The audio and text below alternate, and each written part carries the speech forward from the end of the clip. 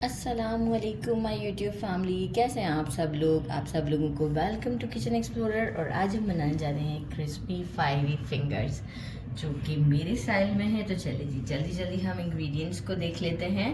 बहुत ही सिंपल है और हम इसे फ्रीज कर भी आराम से रख सकते हैं फॉर 1 मंथ। मैंने ले लिए हैं ½ kg से थोड़ा सा ऊपर है ये चिकन ब्रेस्ट लिया था, और इसे मैंने इस तरह से स्ट्रिप्स में कट करवा दिया है। तो आप भी इस तरीके से देखिए, थोड़ा साइडों से होगा तो छोटे बड़े तो होंगे ही, लेकिन बहुत छोटे भी नहीं होंगे, अप्रॉक्स एक ही साइज़ पे होंगे फिर। ठीक है। अच्छा, बाकी हमें इसके लिए जो कोटिंग करनी है, उसके लिए लिया है मैंने मेजरिंग ½ कप मैदा। एक बोल में लेंगे। आप चाहें तो जैसे कि जो हम क्या कहते हैं, जिपलॉक बैग्स होते हैं, उसमें भी ले सकते हैं कोटिंग के लिए, और आप ऐसे जनरली भी इसे कर सकते हैं।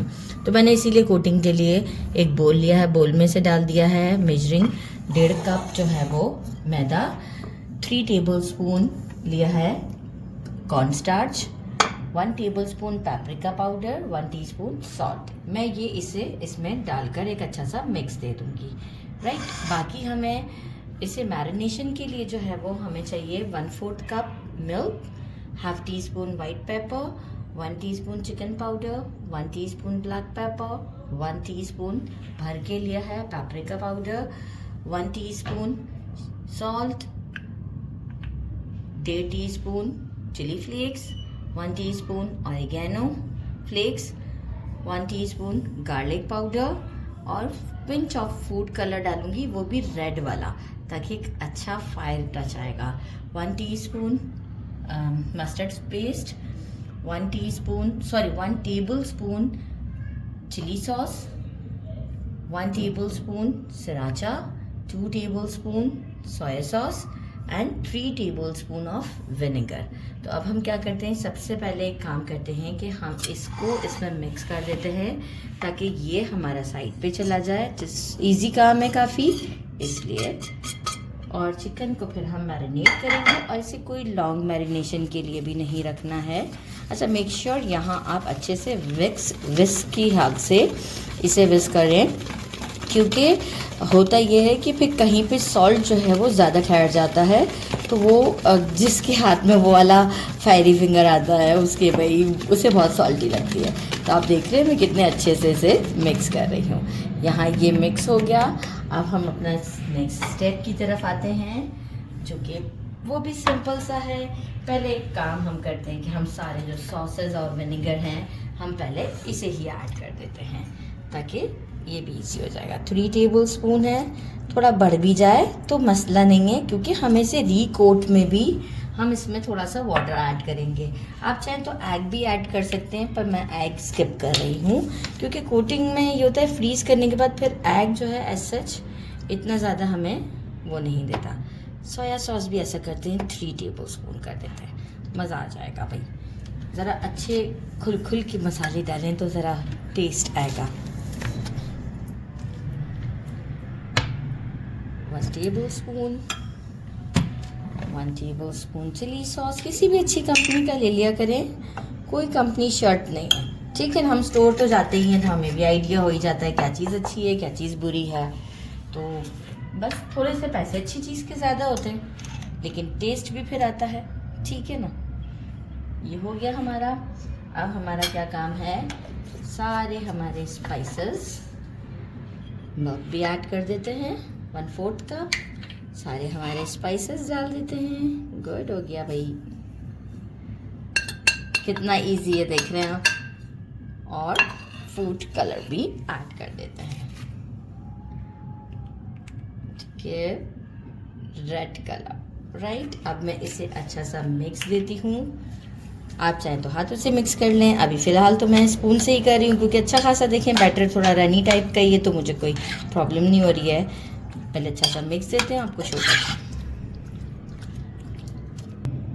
अच्छे से मिक्स कर दिया है, बस अभी मिक्स किया है। यहाँ पे ये करेंगे, थोड़ा सा इसे इसमें डिप करते हैं, 1 2, जितनी अभी हम डाल सकते हैं। राइट। 4 5। ठीक है, मैंने लिड भी लगा दिया है, ताकि मेरा काम थोड़ा आसानी से और जल्दी जल्दी हो जाए। अभी तो हम फर्स्ट 5 ही डाल के चेक करते हैं। और ये देखिए थोड़ा सा शेक करेंगे और ये हो जाएगी कोट। अब प्रॉपर बंद हुआ।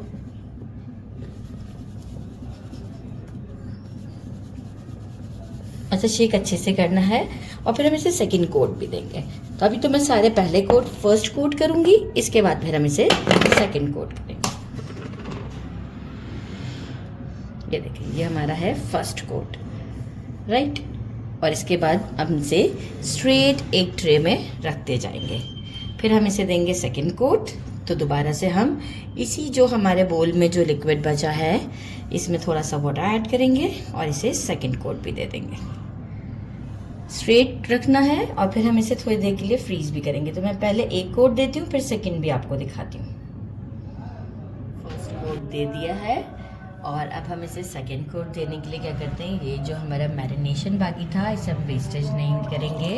थोड़ा सा पानी ऐड करते हैं, अच्छा सा मिक्स देते हैं और अब हम इसी में इसे डिप करते जाएंगे और अगेन हम कोट कर लेंगे। तो इसकी डबल कोटिंग हो जाएगी। स्टार्टिंग हमने जहाँ से की थी वहीं से हम करेंगे, बस इस तरीके से करते हुए अगेन हमारा ये जो मिक्सचर है इसमें हम इसे डाल देंगे और सारे इस तरीके से कोट कर लेते हैं। मैं आपको पहले 2 करके दिखाती हूँ, फिर मैं एक साथ 3-4 डाल दूँगी। Again same procedure. ये देखिए कितना यूज़फुल रहता है ना ये प्रोसीजर, जो मैं एक बॉक्स के साथ करती हूँ, मुझे बहुत इजी रहता है। अच्छा, अब की बार ज़रा अच्छे से शेक करेंगे ताकि जो है ना इसके ऊपर वो जो क्रम्स टाइप का है ना वो बन जाएगा। आप देख रहे हैं कितना अच्छे से शेक कर रही हूँ। ये देखिए ज़बरदस्त।